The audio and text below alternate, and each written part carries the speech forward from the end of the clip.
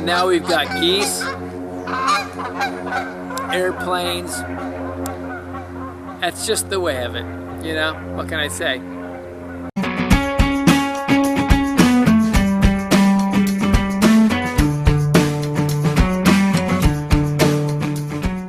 Clements Homebrew coming at you with a beer review on a beautiful, beautiful Friday. It is April 1st, that's right. And it's just been gorgeous here in Oregon. It was a high of 74, I think, today. Boy, all right, so here we go. I'm gonna bring out a big boy on a Friday. It is the Worldwide Stout. I think this is the 2014. It's from Dogfish Head out of Milton, Delaware. Now I say I think because, you know, I stash some things away and sometimes I forget to date them. And if they don't have dates, oh well. This is a big Imperial Stout. And the only thing to tell you is it runs between 15 and 20% ABV.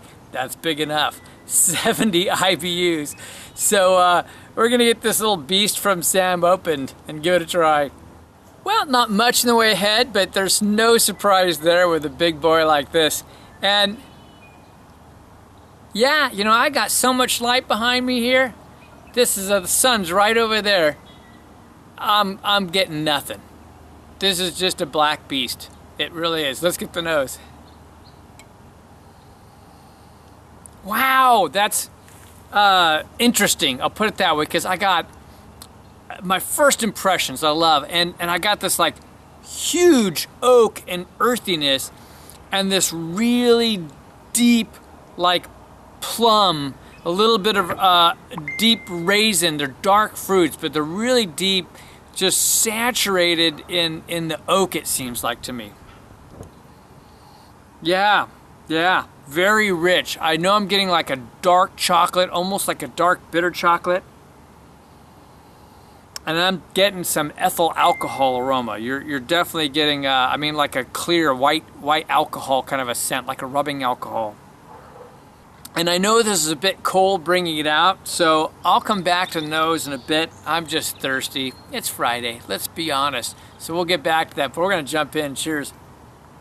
It's very rich, indeed. Well, I shouldn't say very rich, but it's potent and earthy. There's a lot of woodiness, a wood character. It's rich, it completely coats my mouth. And yet it's on the light end of a full body. It's not like viscous or something that you might expect with such high octane beer.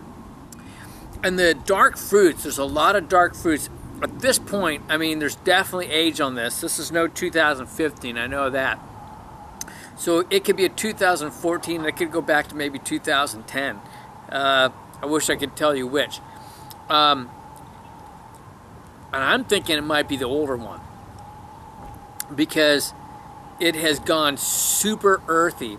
And I can tell there's some like black cherry on this, but I got the feeling it tastes like it's probably faded, like it was something that was stronger in the character one time.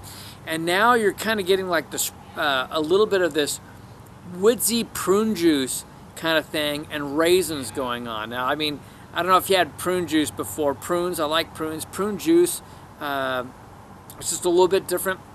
That along with some dark chocolate, a little bit of molasses going on in it, a hint of some roasted coffee on it. I'm getting, mixed in with this, I'm getting a little bit of that cardboard, I think. There's like, to me anyway, it tastes like there's a little bit of oxidation that's gone on in this bottle, which is too bad. So it's quite possibly the older bottle. I think it was like a 2010 that I had. If so, I need to say thank you to Brandon Finch. Now that the nose is opened up, I get a little bit more of the chocolate, dark chocolate. I still am going to go with a kind of a dark bitter chocolate, you know, and but as I say, it's really this, even in the nose and the taste, you're really getting the prune flavors, these strong prune flavors, a little bit of raisin with that.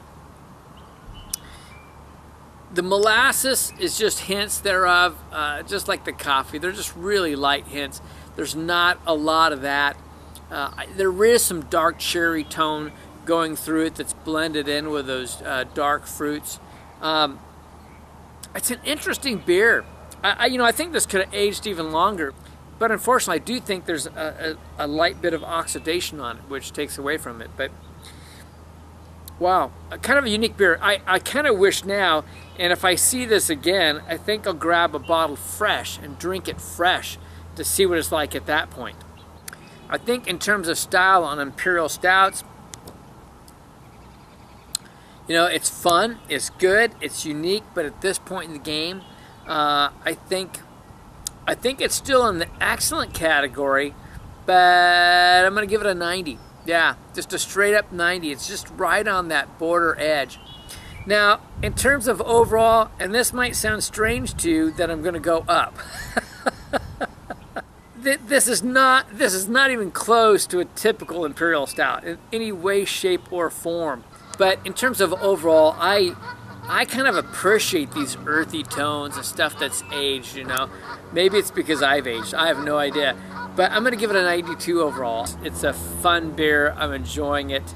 I'd say it's still one worth trying. And if you've had it fresh, tell me what it's like fresh. I think I've had a little bit newer bottle than this, but even then it was probably 2 years old.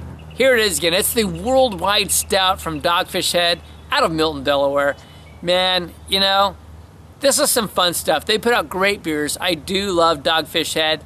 This is Kevin at Clemens Homebrew saying life's too short to drink cheap beer, and I will see you in the next beer review.